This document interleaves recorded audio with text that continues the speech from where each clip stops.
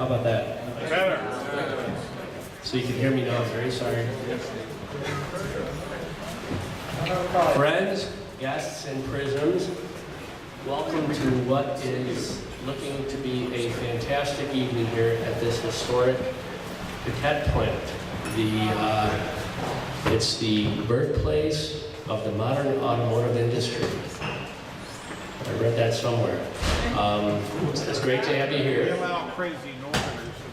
If normally what we do is we introduce our guests, and I'd like to give you an opportunity to do that. I have two guests, Dr. Peter Bauman and his wife Heather. Hello.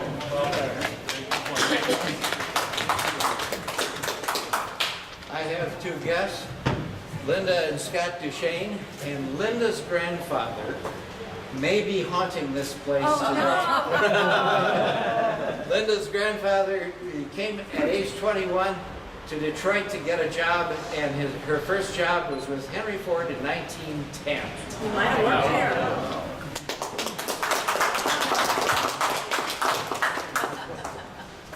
So I have one guest, Juan Pucheta. We've known each other since college days in La Plata, Argentina. And serendipitously, we met again here in Detroit about 10 years ago. I came over much before I did, but we met again here.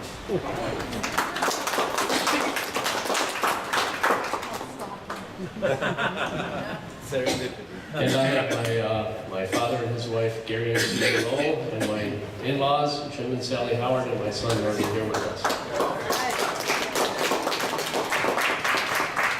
I'm reminded of a story about later in Ford's career where he had been solicited by the Greenberg brothers to they had an invention, the three of them, and they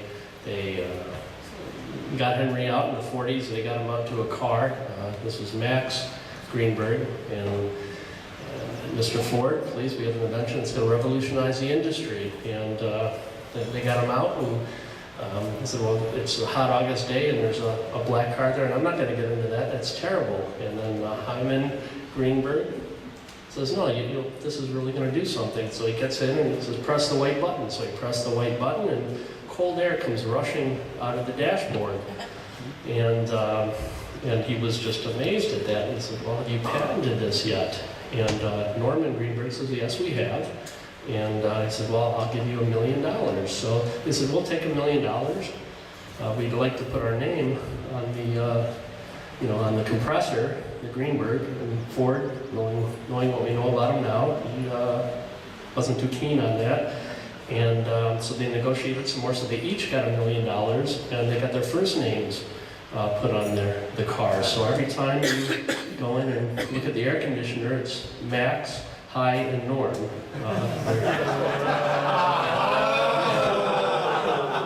They're all right there.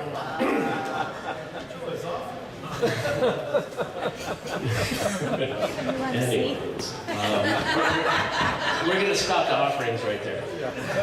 So a few thank yous for this. This is really just a wonderful event to have come together in the fashion it did. Professor Mitchell. Professor was my second favorite character on Gilligan's Island. Professor... Mary Ann, right? I was a ginger film. Professor Mitchell for leading the charge to create the Piquette Museum and organization, and for sharing this amazing story with us today, which he's about to do. Mark Thompson for organizing today's event. He really put this together. It's phenomenal. Mark.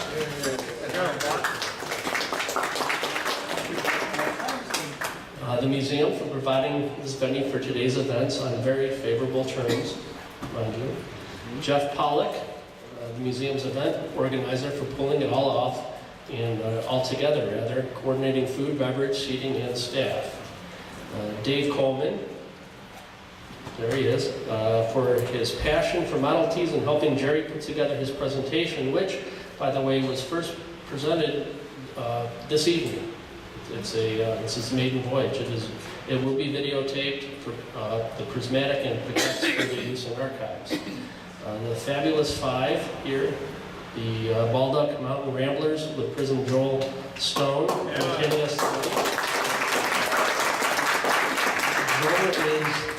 is the author of several maritime historical books, and his day job is the senior curator at the Detroit Historical Museum at the Dawson Marine Museum on Belle Isle. Joel, you want to say a few words about the Ramblers? Geez, only briefly in that I've known these guys for, high school. So it's been a few years, yeah, we've been playing almost that long. You'll notice during the meetings when I'm there, I don't give many offerings. This, I hope, serves as my offering.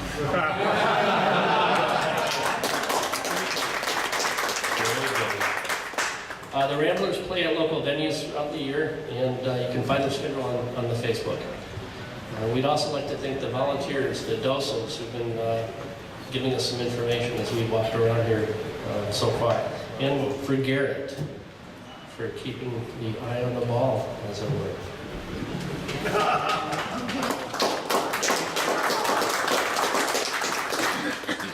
A few words about Gerald Mitchell. Medical research scientist, teacher, historic preservationist, artist, and friend of planet Earth. It's a great planet to be a fan of, and the biosphere. Born in 1941 in Dallas, Texas, BS in biology and philosophy, Southern Methodist University PhD in reproductive physiology, University of Kansas postdoctoral fellowship in neuroendocrinology. Right. Baylor College of Medicine, and that was at Baylor College of Medicine. Alexander von Humboldt Fellow, Institute of Theoretical Medicine, Aachen, Germany. Professor of Anatomy at Wayne State University School of Medicine, and that's how I know him as an anatomy professor for many years. Recipient of various awards for excellence in teaching, twice commencement speaker, faculty, grand marshal, and doctoral advisor to Southern students. Most often cited publication concerns fundamental data on availability of oxygen in the female reproductive tract, effects of alcohol and nicotine on bladdocyst implantation, structure of intraventricular neurons, and tongue twisters. I'm going to skip all that.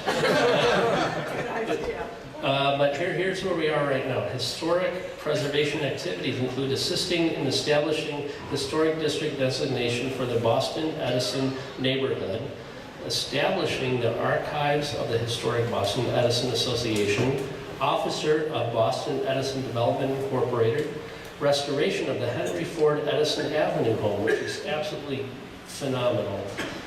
Founder of the Piquette Plant Preservation Project, which is one of the reasons we're here today. First president of the Ford Piquette Avenue plant. Recipient of the Lifetime Achievement Award of the Model T Ford Club International for saving the birthplace of the Model T. Board memberships include the Detroit Symphony Orchestra, Volunteer Council, the Book Club of Detroit, Michigan, the Alliance for the Conservation of Cultural Heritage, and the Organization for Bat Conservation. He is past president of the Detroit Physiological Society. Book collecting has focused on the work of H.G. Wells, John Keats, and Claude Bernard. His paintings and drawings are primarily non-representational or focus on the figure and have appeared in the annual Michigan Fine Arts exhibits at the Scarab Club. He enjoys organizing intergenerational discussion groups focused on the impact of science and technology on society, playing the piano and gardening. His wife, Marilyn, there you go, is a former assistant professor of humanities at Wayne State University and is a practicing attorney. Practicing. Was practicing. All right. Some practicing that someday you'll get it right. Right. Right. With an interest in preservation law, which is a great field to do. They have 2 sons. And with that, we'll turn it over to Mr. Jerry Mitchell.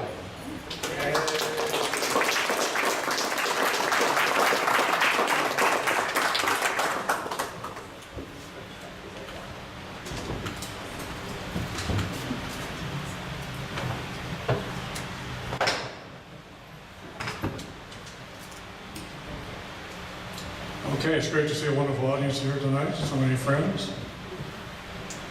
Very special occasion. I appreciate this opportunity to share with you some of the highlights of the first decade of our efforts to save the Ford Piquette Avenue plant, the birthplace of the Model T. It has been suggested that I provide some biographical information by way of context. Scott has already done a very fine job of that. Briefly, I grew up in Dallas, and from an early age, I was aware that I wanted to be a scientist. And I nevertheless had a lot of curiosity about many other things in addition to science, including art, architecture, and history. And later in life, these things all combined in an interest in historic preservation. So Marilyn and I have been avid preservationists ever since we moved to Detroit. It's a little ironic because in Dallas, the passion for the new It's overwhelming. there's a passion for the new, and the old was seen as a barrier to progress and to profit, and was usually quickly bulldozed. On the other hand, I was very positively influenced by the great can-do experience, can-do ethos of the city, and also to the idea of taking risk. Texans are famous for those things. And I was influenced in my growing up. Lost most of those ideas, I think. When Marilyn and I arrived in Detroit in 1972, we were excited at the prospects offered by the City of Historic Preservation. There are so many wonderful old buildings in need of loving care and attention. On the other hand, we were appalled by the all-pervasive negativism and lack of optimism in the city. There was a lack of energy, a lack of vision, a lack of leadership. And Marilyn and I quickly realized we were no longer in Texas. We were both idealistic, and therefore we very seriously took JFK's famous admonition, ask not what your country can do for you, ask what you can do for your country. We bought a house in Boston, Edison area. And that was not easy back then because of the time of redlining and blockbusting. You couldn't get a mortgage, had to go with a land contract, and of course housing insurance was almost impossible. But nevertheless, we persevered, and we soon discovered kindred souls in Boston, Edison. And along with our neighbors, we became urban pioneers and started restoring our houses and building a community. Marilyn and I joined the committee to gain historic district designation for the neighborhood, and we succeeded. In 1985, the Edison Avenue home of Henry Ford and Clara became on the market. Initially, I didn't show any interest because we were quite content with our nice house on Chicago Boulevard that we had lovingly restored. But neighbors were very concerned about the future of the Ford house, and they insisted I go look at it. And I did, and the rest is history. An admonition, be careful what you wish for. The trajectory of our lives changed radically as a result of that purchase. Within days of moving in, Ford enthusiasts began to appear at our door. And this led to many wonderful lifelong friendships with Ford-centric individuals. Very rewarding experience. By the 1990s, the house was under control, and I invited key Fordophile friends to meet and discuss securing the future of the house. We met in our living room, and it was quickly noted that the house itself was now in good hands and was not threatened. In contrast, though, the Ford Piquette Avenue plant, the birthplace of the Model T, was in sad shape and apparently declining rapidly. So we kind of casually agreed we would look into the status of the plant and see what might be the real situation. Eventually, we decided the best way to do that was to have the Henry Ford Heritage Association, a group of Ford enthusiasts, organize a field trip to the plant. We did that, and that morning I can remember vividly out here, we were all standing around waiting, the owner came out, he had some documents in his hand and he was waiting. gave us an enthusiastic welcome and proudly showed us his plans for raising the building and replacing it with a metal warehouse. So this really kicked us into high gear immediately. The following week, we went back and formed the Piquette Plant Preservation Project. And then I set about immediately establishing good relationships with the plant owner and developing a plan, investigating feasibility, saving the building and other nuts and bolts, things like that, to get it underway.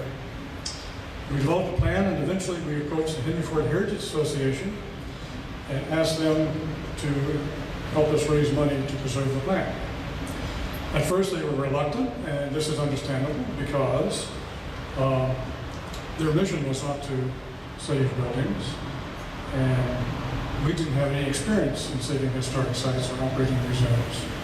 So why should they trust us? However, we continued to build a case, and eventually the board agreed to allow us to contact their membership and raise money. We did so. We met with a huge enthusiastic response. In a little over a year, we raised $100,000. And that got us started. So, the committee voted yes. We raised $100,000, and the rest is history. Now, before we go further, I'd like to share with you the complex philosophical underpinning of our success here. It's based on three complex philosophical principles. The first is crawl before you walk. Very important. The second is break problems down to the smallest parts. We call this eating the elephant. And third is do what you can when you can. Early on. Now that we're more mature and established, we have strict priorities and we follow those rigorously. But early on, when any kind of progress is moving forward, I said yes to anyone who wanted to help in any way. And those things just held us in good stead. Okay, we'd like to start the slide presentation. See if I can work this. Go that way.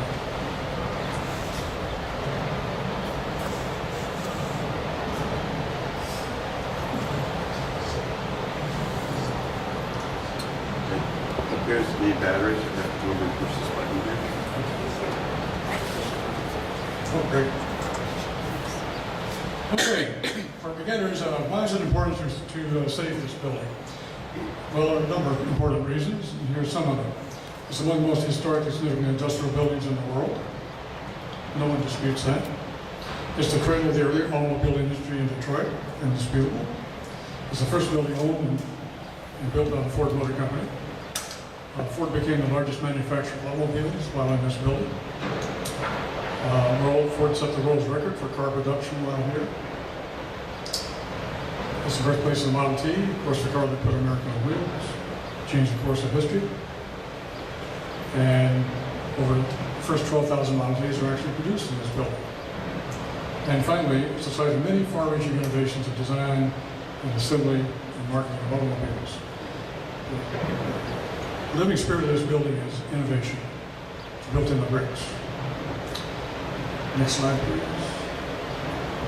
How was it saved? As I mentioned earlier, saved by a dedicated band of preservationists and Ford history enthusiasts. We purchased the building in 2000 with money raised by the Henry Ford Heritage Association. Restored and opened it to the public.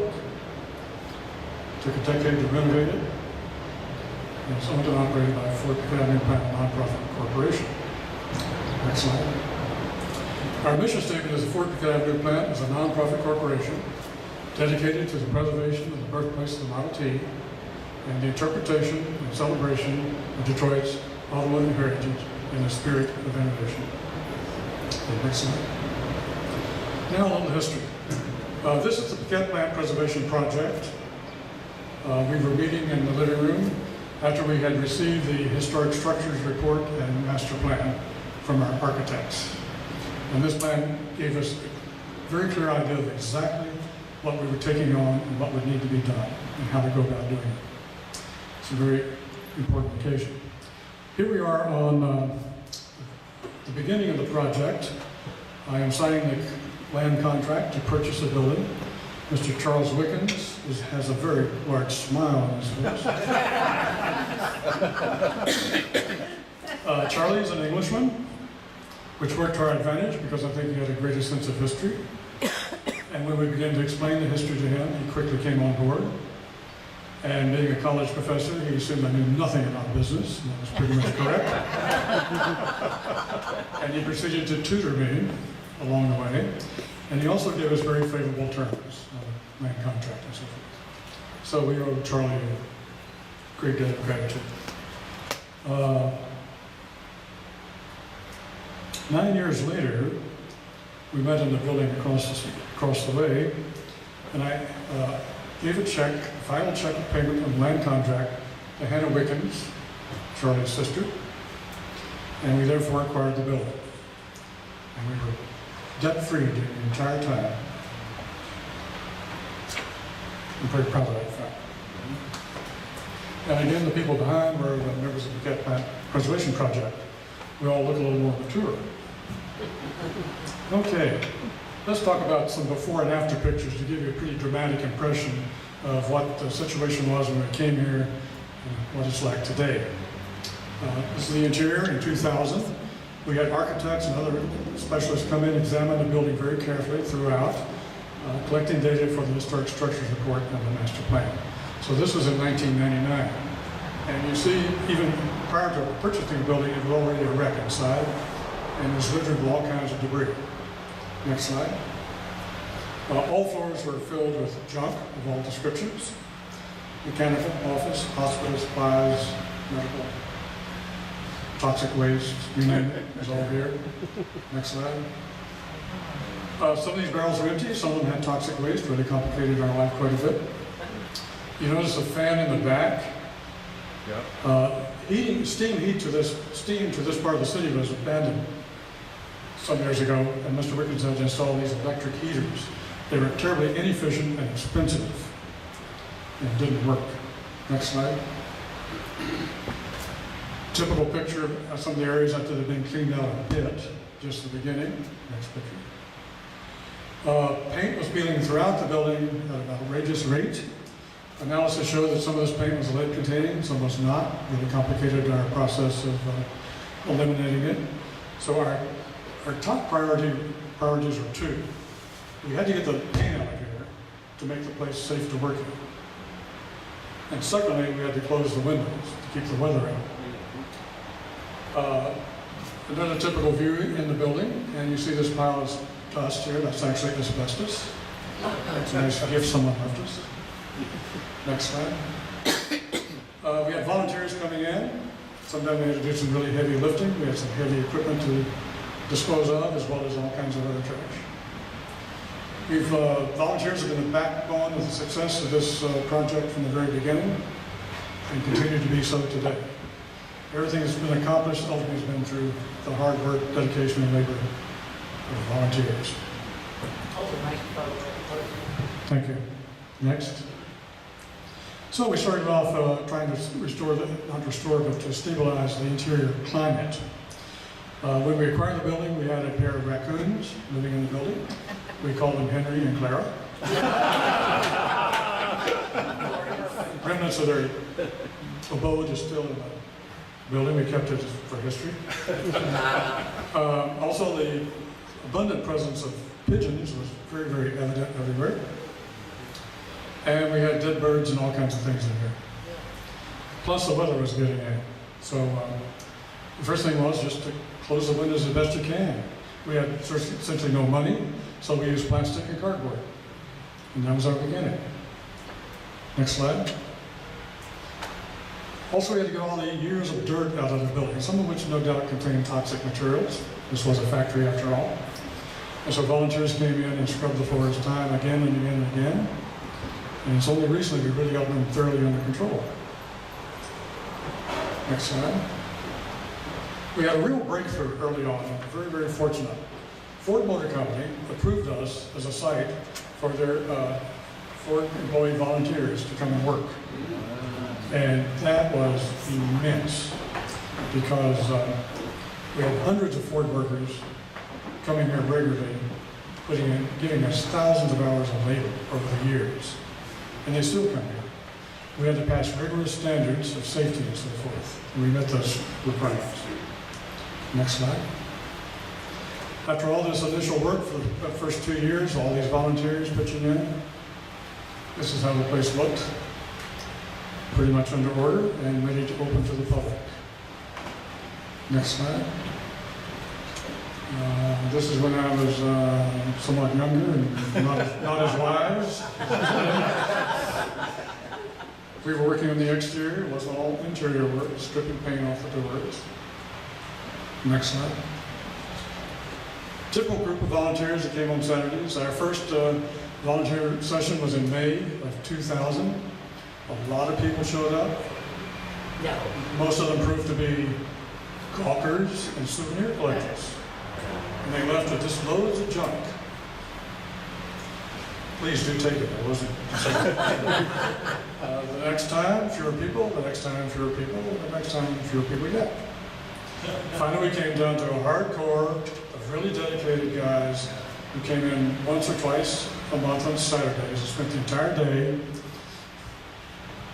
working here. Okay, and there we are. What? You ready? Yes. Okay, here we go. Okay, before and after the exterior windows.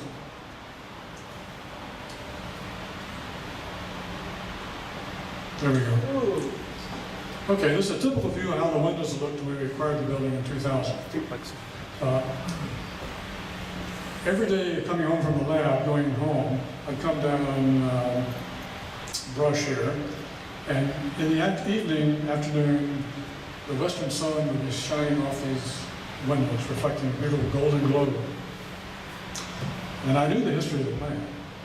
But as the years passed, I noticed the golden glow decreased because there were fewer window panes to reflect the sun. So when the observation was made that this plant was in sad shape, we should look into it. I could certainly validate that. So this is pretty typical. Next slide, please. The windows were deteriorating not only with glass missing, but the physical parts were coming apart and being lost or decayed. So what to do? We had 355 plus windows. Next slide. We started some temporary measures with cardboard and plastic, as I mentioned, but that was only temporary. And you have to remember, we had no money in that thing practically. Next slide. Well, Ford retired engineering executives toured the plant. Toured the plant. And these guys are engineers, so they are problem solvers, and they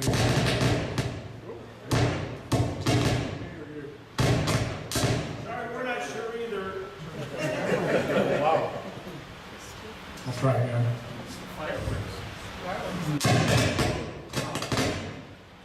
Don't move. Plug it up. That's maybe. There it is. That's the problem. I think we figured it out. There it is. Okay. So they saw our dilemma and immediately saw a wonderful problem to take on, very amenable to Henry Ford mass production techniques. And they came in and they organized a window team, and they met every Monday, worked the entire day when they weren't in Florida. And over the years, through fantastic effort, I've restored inside and out all the windows. When I say restored, I mean they mostly rebuilt every one of them. And they rebuilt them to Secretary of the Interior Historic Preservation Standards. And the fact that we are committed to historic preservation, right, means that replacing the windows with a modern window was not an option for us. We were committed to preserving all the fabric of the building we possibly could. Next slide. That was called Eating the Elephant, by the way. Small parts. Exterior work was going on here. Next slide. Again, every Monday they came for years. They're still active. They've wrapped up the windows pretty much. And now they're turning attention to the floors. Next slide. Here's the team. Great combination of people. Unbelievable dedication and enthusiasm. And they bring these wonderful skills of organization and practical skills of restoring windows. Next. Okay, another challenge was the roof, of course. A lot of leaking everywhere. So it became an annual ritual early on to patch the roof. That's the best we could afford to do. We had certain volunteers who took this on as their personal project, and they came in every spring and before every winter and went around and just patched the roof to hold the water at bay as long as we could. Next slide. Eventually we received money to restore a portion of the roof, the front part of the building, called Phase 1. Here's a tear off. Second slide. Fortunately, we didn't find many rude surprises, and so the work went very quickly. Next. And we now have on the first two sections of the roof a environmentally sound, up-to-the-date roof, which reduces our cost of heating and cooling in the future. Next slide. Before and after facade. There was a big debate, the first major debate I think we had among board members. Which to do first, the roof or the facade? And that's a very serious question because as stewards of this tremendously important building, our obligation was to protect it, first and foremost. And water is one of the major causes of damage to any building.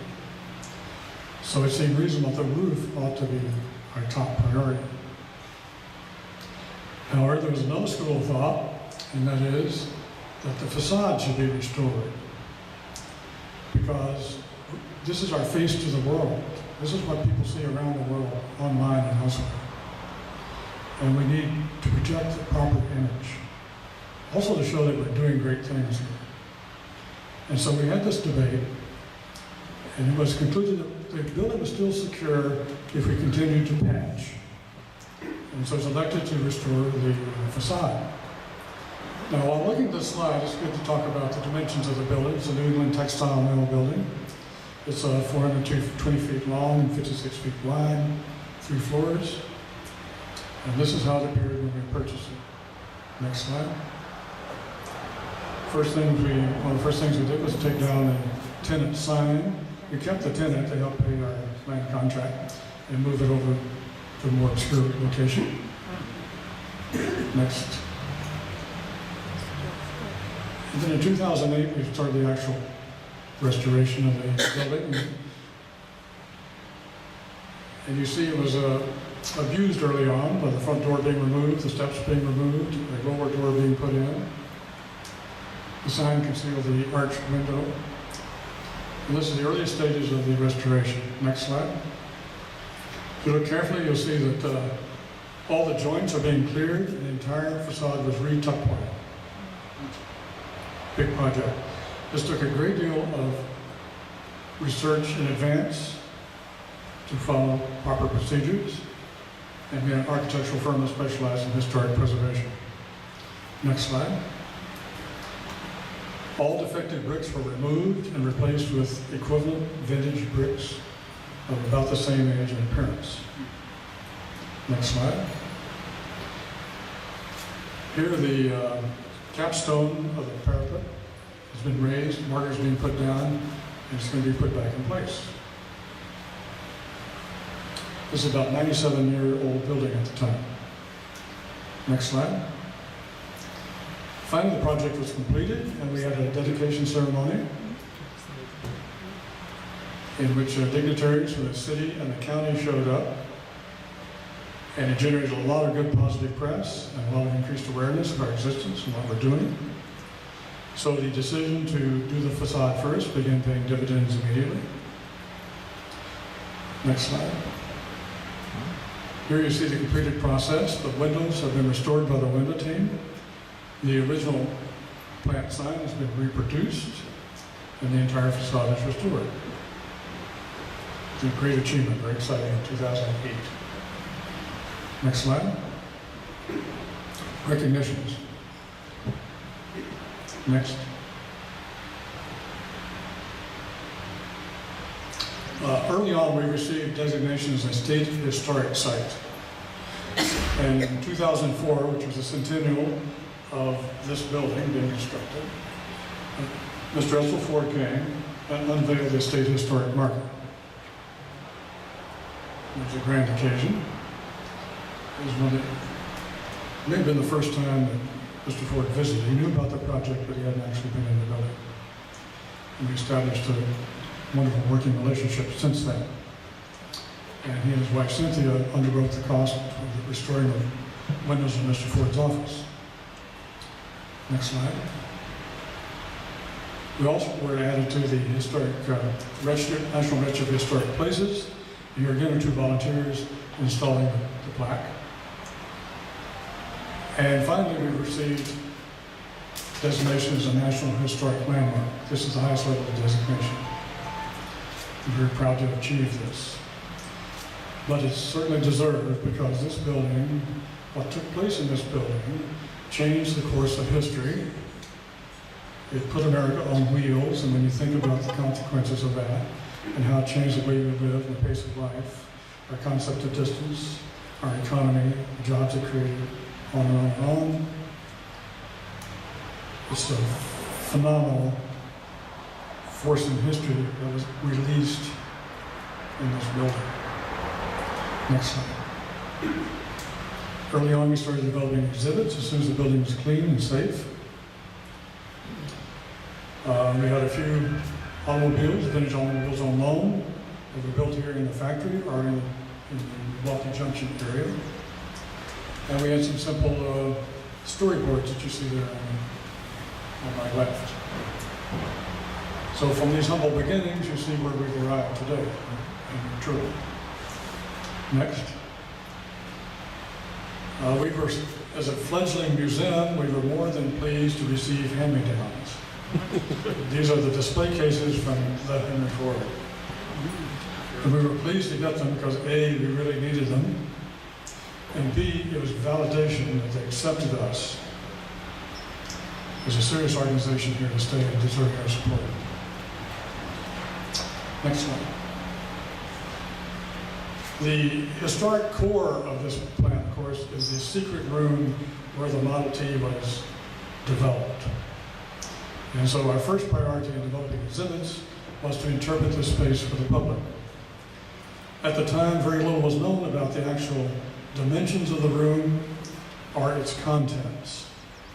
And so we commissioned an industrial archaeologist to come and study the site. Next slide. The gentleman in the check shirt is Richard Anderson. He was a nationally known industrial archaeologist. He came and spent about 2 weeks at the plant doing meticulous analysis of all physical evidence in the area of the secret room. Getting down on the floor with a magnifying glass and other things, taking photographs, measurements, etc. Then he went to the library and exhausted all sources of information on what was in the room, what it looked like, what occurred there. And then this resulted in his report. Next slide. Invented here, an industrial archaeological investigation of the Model T experimental room and associated spaces at the Henry Ford at the Piquette Avenue plant. The associated spaces were Mr. Ford's office, which we'll see later. This is the definitive study of the secret room, and it's our guidebook for its restoration and interpretation. Next. This is a 1908 photograph of Henry Ford. He's sitting in his office in the year the Model T was going to go into production. I hope you can see this. It's wonderfully informative. And because we have an actual photograph of his office, it's enabled us to be able to create a credible recreation of that, which I hope you saw. Let's walk our way through this picture. Over here we have a vault. The business operation was on the first floor, so that vault probably was for the money in the treasury, in the business records. This was probably for blueprints and patents in Mr. Ford's office. He had a couch. That's because he took naps. That's because he worked around the clock here sometime, particularly when the Model T was under production. We have a bowler and a duster, and that's when he went driving, because automobiles were open at that time, roads were unimproved. It's a dirty proposition. On the wall are pictures of the automotive pioneers of Michigan. In 1908, Mr. Ford was top center. He was already preeminent in that population. Over here on a coat rack is Mr. Ford's shop coat that he would take when he leave the office up front and come back here in the assembly area where things were a bit more dirty. Also, it's curious, we have a telescope here. That's because Mr. Ford was an avid bird observer and ornithologist. And then last we have Mr. Ford's desk. Does that reflect someone's personality? He was notorious for not opening his mail or paying attention to paperwork. That's why James Cousins took it all over and made the company run efficiently. Okay, next slide, please. This is Peter Martin. He's the great-grandson of P.E. Martin, who was in charge of production here at the plant. Very important man, he's been his entire career at Ford. He's also in charge of production at Highland Park and the Rouge. And Peter made a reproduction of the desk for Mr. Ford's office. Next slide.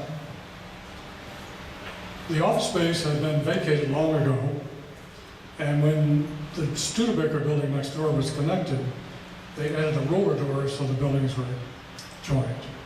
So the first thing was to take out the roller door, next slide, to recreate the windows in Mr. Ford's office, and next, to recreate the view he would have seen looking out west that way. This building, of course, was not there at that time, so he would have seen across the street. And this building you see was originally Wayne Automobile Company. That was taken over and converted to EMF, Everett Metzger's Flanders. Mr. Flanders worked here from early on.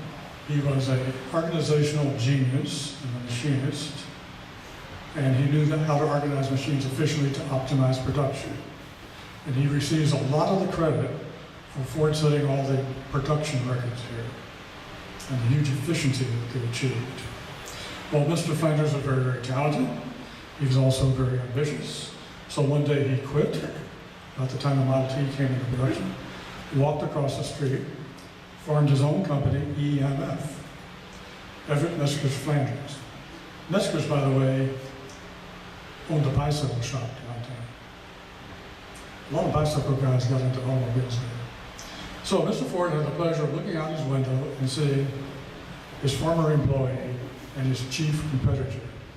EMF became number 2 in production for a while. Kind of ironic. Next slide. This is a room is still under restoration. We'll skip that. Okay, visitors. Visitors are our lifeblood, of course. It's one of the reasons we exist. Education, information, entertainment. Very early on, we became a destination for bicyclists.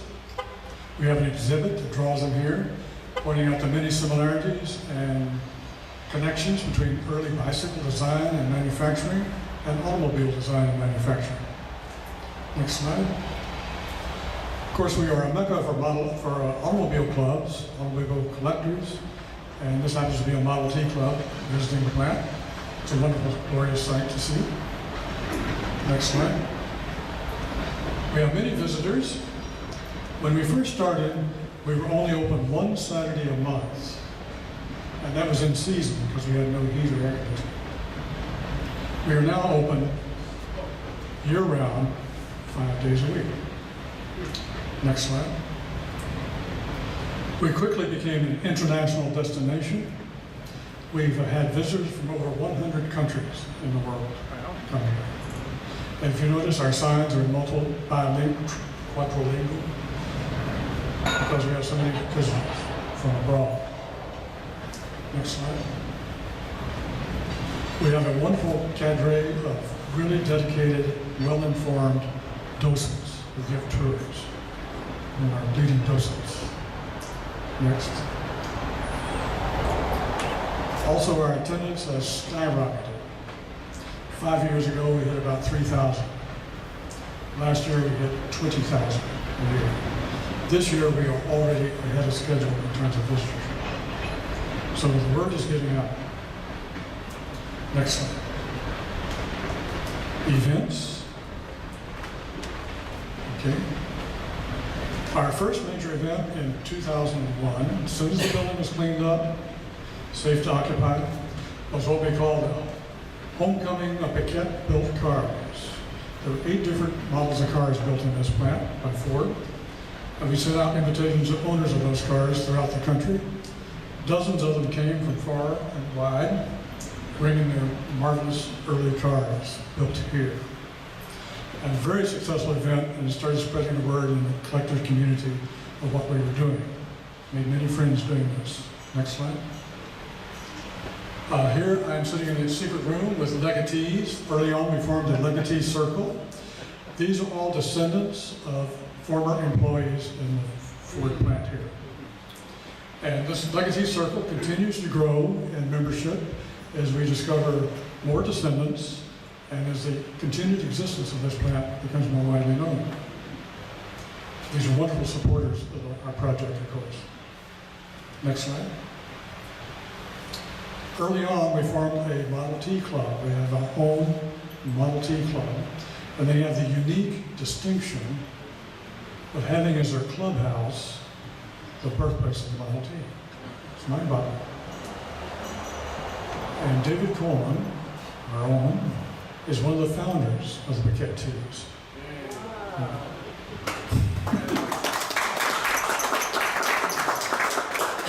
And I believe this is your 1924 two-door? 26 two-door. 26 two-door. They're all black. Very hysterical. Okay. All right. Ford history is related closely to racing. Henry Ford had 2 efforts to establish a successful automobile company, and they failed both times. Those 2 failures tarnished his reputation, and it was getting difficult to find local venture capitalists to invest in any of his enterprises. So his way of working himself out of that problem was to design and actually race himself winning race cars. That put him back in the headlines, made him a celebrity, and venture capitalists came to his door again. And they founded the Ford Motor Company in 1903. In celebration of the importance of racing to the Piquette plant and Henry Ford, the Ford Motor Company sold us this GT. It's not just any GT, it's the one that actually set the world's land speed record of any production automobile at the time. And Ford Motor sold this to us for $1. And it's a great pleasure for me to write out that check. $1.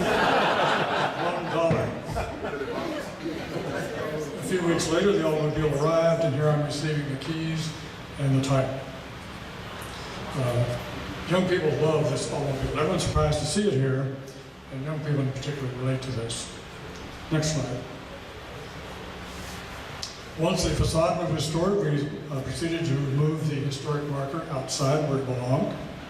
Next slide. And here it is. This has now become a photo op site for people, and it's a great selfie site. See lots of people out there doing selfies, which is a great thing to see. Next slide. Education has always been a critical part of our mission. Next. Early on, we organized Model T workshops for Model T owners and enthusiasts. They meet every year.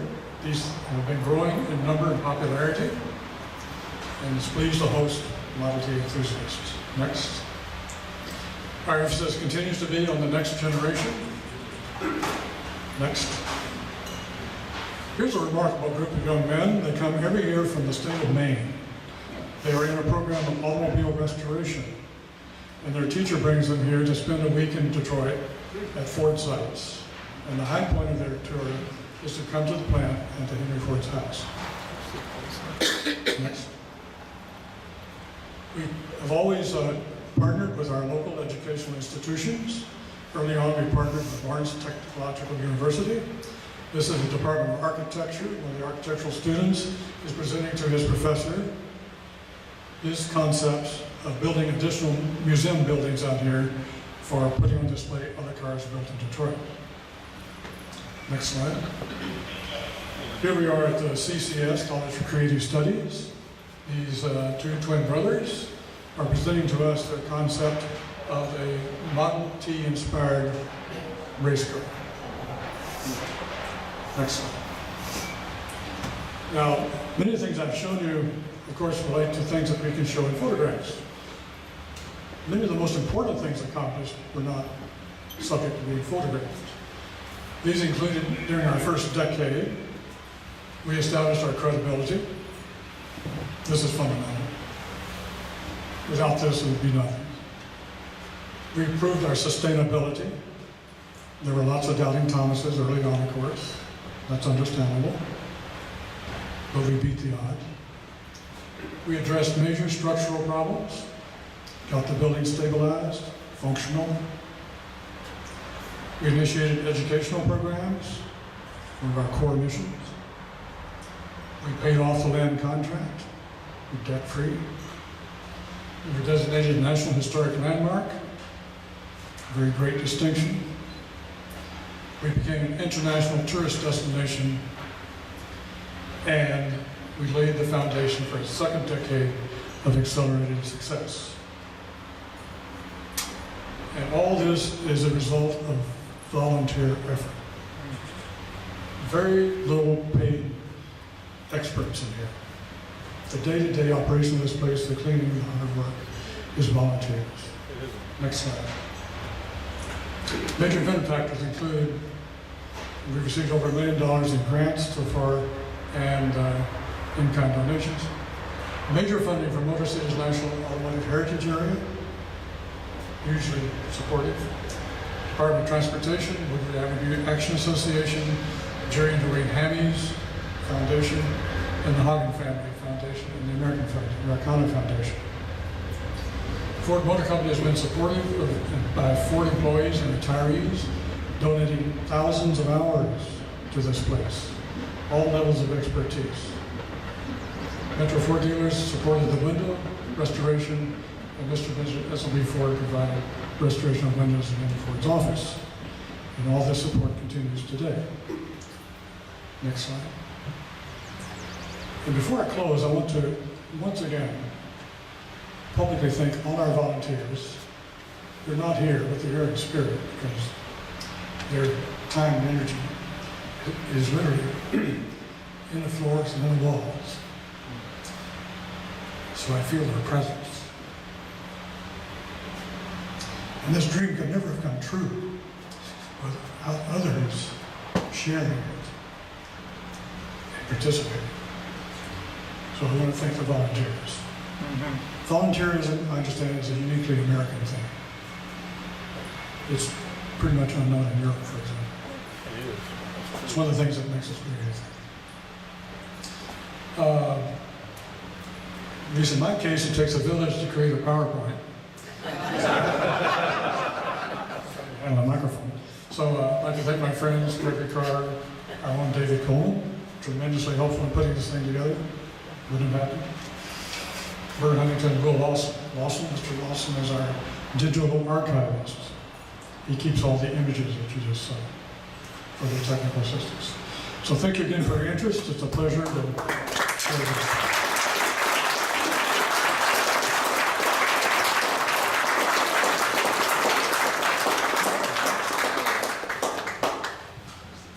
That was wonderful. I don't think there's anybody in this room that doesn't thank God that you and your wife have had the desire, the determination, the foresight to save this place.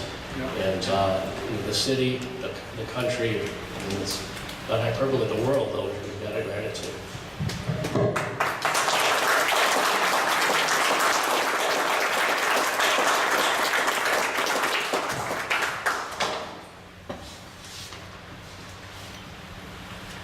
We have more. We have music, and we have food from Slows, and we have more time to walk around and take in the sights and suck up some more of the appreciation of what's going on here. Do you want to do a few questions? Jerry, would you like to take some questions? I assume they're not for me. All right, it's up for you. Jerry, Answers are only first of three.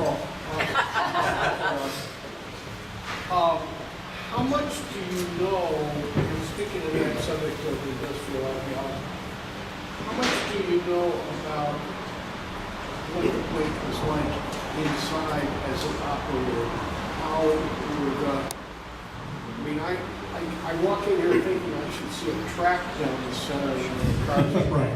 you know, but Right. obviously that was before that. So I'm just curious as to, this was, and maybe you have some plans for restoring it or displays as well. Jerry, repeat the question because not everyone could hear it fully. Okay.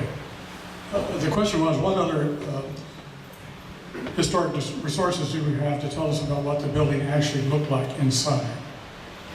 And the blueprints have never been found, but there are some reports and descriptions, and above all, there are 50 or so photographs of the interior and exterior of the building.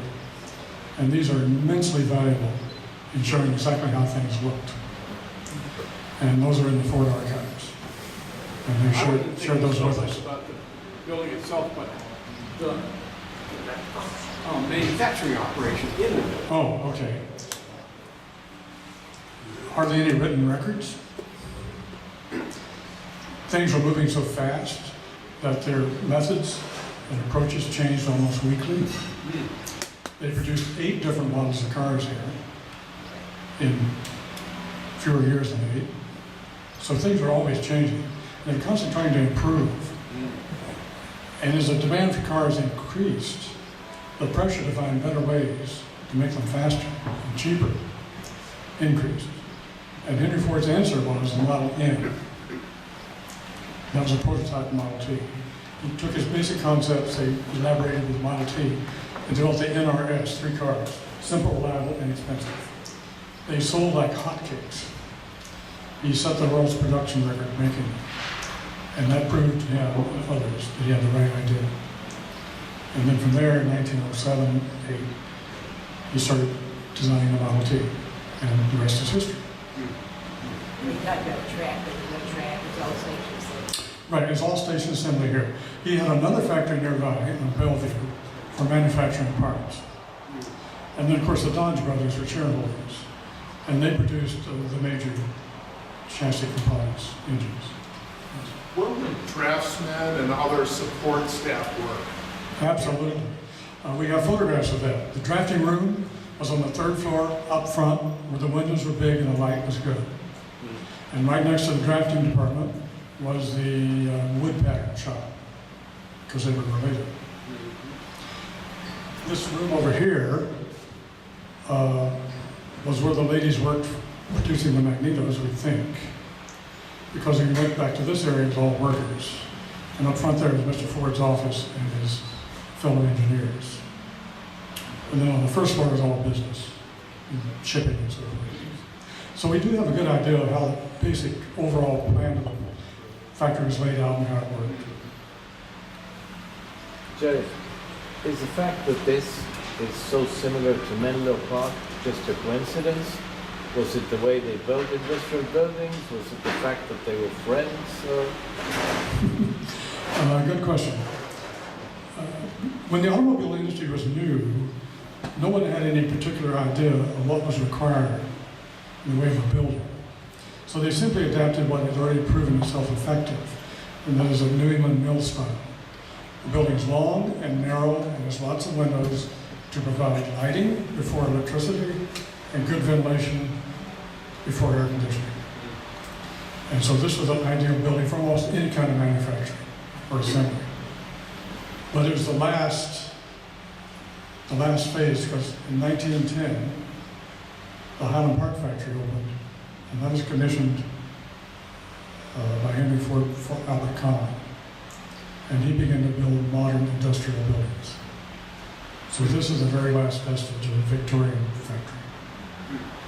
Yes. My question is so much as just comments. One is that I just try and imagine the sleepless nights that you and your bride had bringing this thing along, because it had no probability of success. And yet it has. I mean, I think this is absolutely exquisite. And the second part is just an observation that this facility has become, later on, one of the prime venue destinations for weddings, parties, and I mean, you can't even book here anymore because it's so popular, it's so unique and wonderful. I think that's just really a testament. Thank you. Yes. How have you gone about amassing the collection here? I mean, the Model T could seem kind of common sense, but like the Fruhoff truck or that snow car truck thing, like people call you and say, my grandfather died, this has been in his barn for years, you guys want it? Or you call people, or how does that work? That happens sometime. Primarily, well, initially all the cars are on loan from collectors. And there are several things going on there. First of all, it's an honor and a privilege to have your car displayed in this plant. Oh, yeah. And we were glad to have it. Secondly, it's free storage. And the collectors are always looking for more storage space. And later on, people began to actually give us cars, and they saw that we were here to stay, and that we're doing things properly, and that we're legitimate. Now, every year, we get a car or two, and that's increasing. And, but the others are all on loan. From other museums, too. Mark's car is right down there. That's right. You have a car? Mark's is. Where is it? The Senator sedan. Yes. I have perhaps an interesting piece of historical trivia. I spent the last 4 years of my career in the industry at the Ford Motor Company, working for a vendor firm. And in the course of that work, I found it necessary to pull up the drawing of the Ford signature name Ford. It was a great stroke of luck for me because one of the Ford people wanted to change a part in the symbol Ford of the part that my company made for them. So I pulled up the drawing, and in it, in very firm wording, Henry Ford said that this oval and this signature shall never be changed in any way forever. It might be an interesting drawing for you to get. You can get it down at Dearborn. Go there and grab a copy of it and stick it up here because it would be an interesting thing to look at. Trivia. Thank you for sharing that. It's fantastic. I find this facility absolutely amazing in the fact that it is unmolested. In other words, it is very authentic.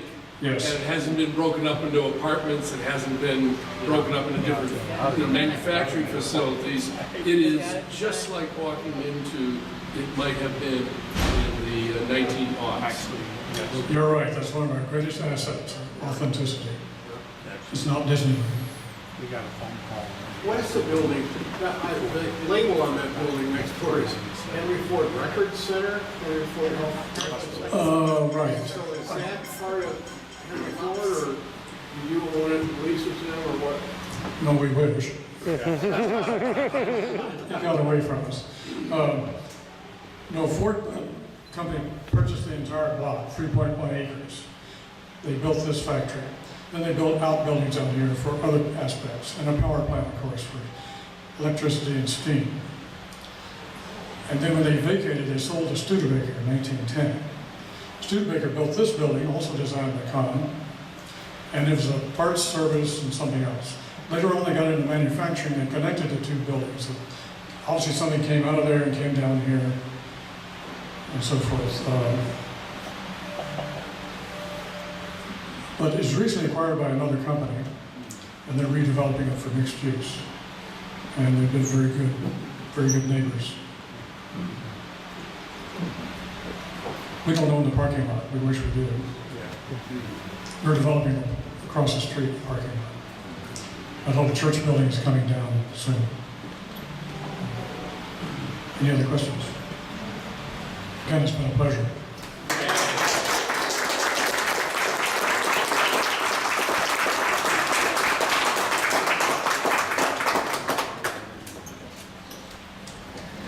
Okay, so we're going to move on to the eating portion of the evening, which requires us to take our chairs. I know you're going attached to them, take them with you.